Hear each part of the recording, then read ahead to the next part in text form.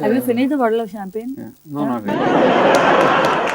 दोस्तों, क्या आपको पता है कि आखिर क्यों फराह खान और उनके पति शिरीष कुंदर अब एक साथ नहीं रहते?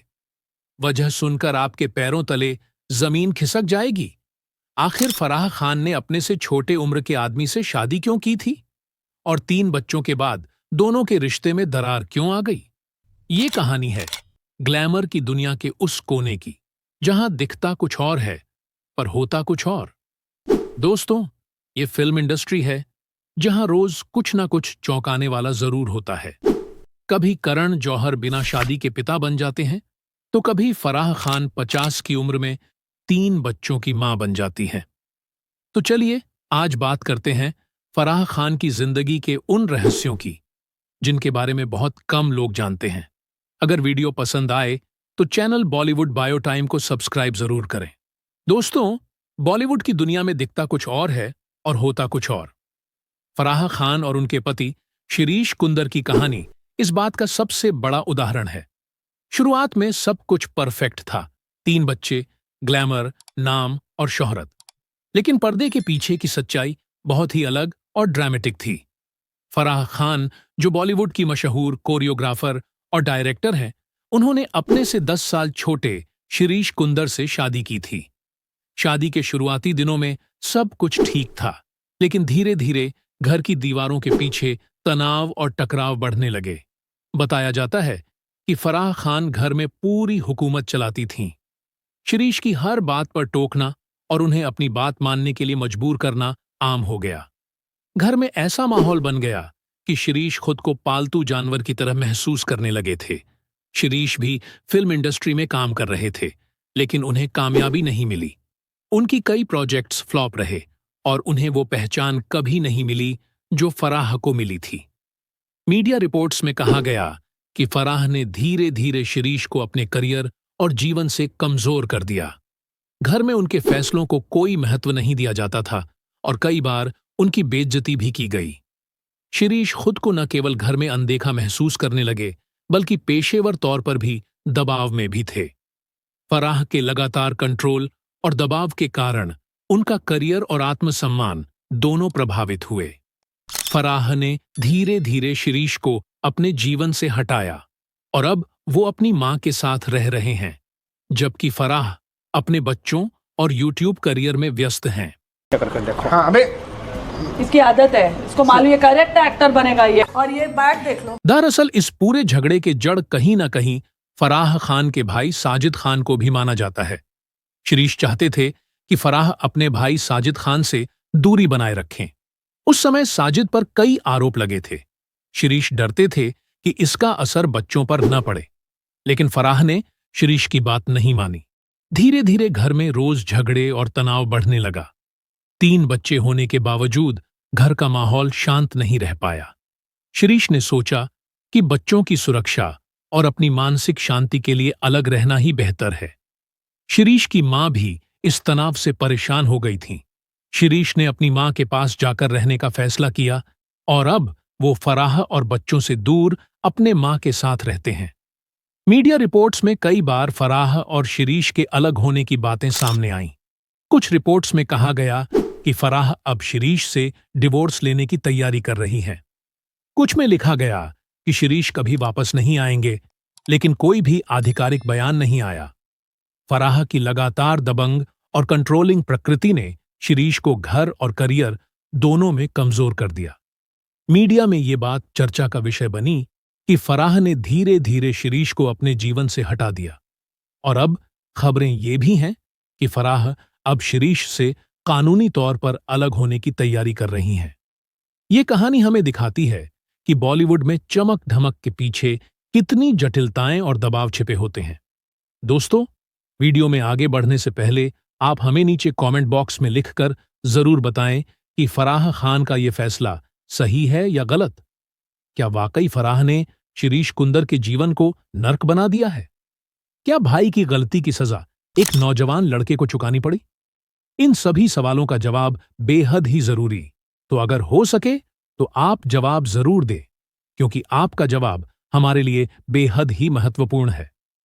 शिरीष कुंदर का नाम फिल्म इंडस्ट्री में जाना जाता था।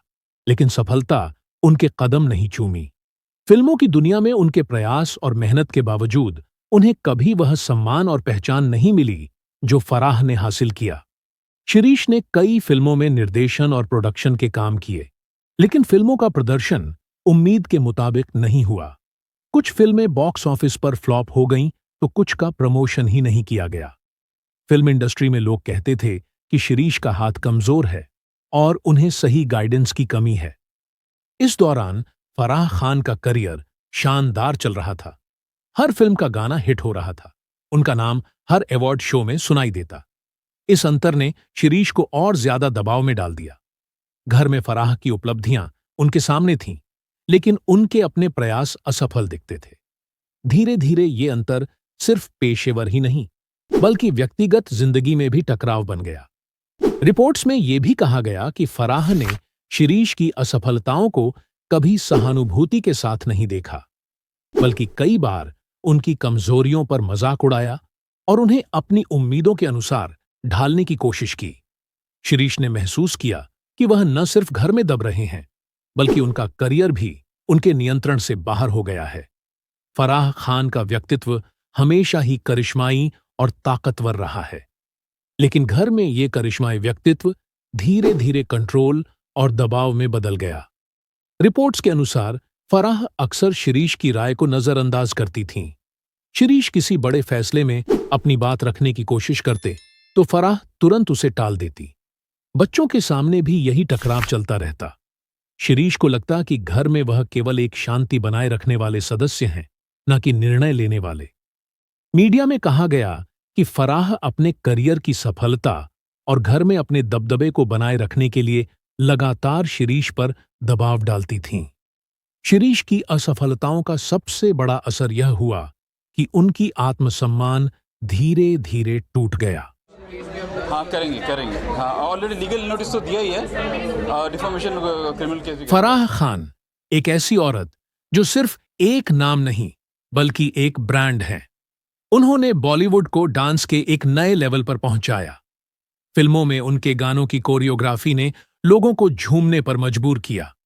मैं हूं ना, Om Shanti Om, happy new year जैसी फिल्मों ने फराह को एक सक्सेसफुल डायरेक्टर बना दिया। और फिर कहानी में एंट्री होती है एक साधारण लेकिन भावनाओं से भरे इंसान की, शिरीष कुंदर की। शिरीष एक इंजीनियर थे, लेकिन उन्हें फिल्मों से बहुत प्यार था।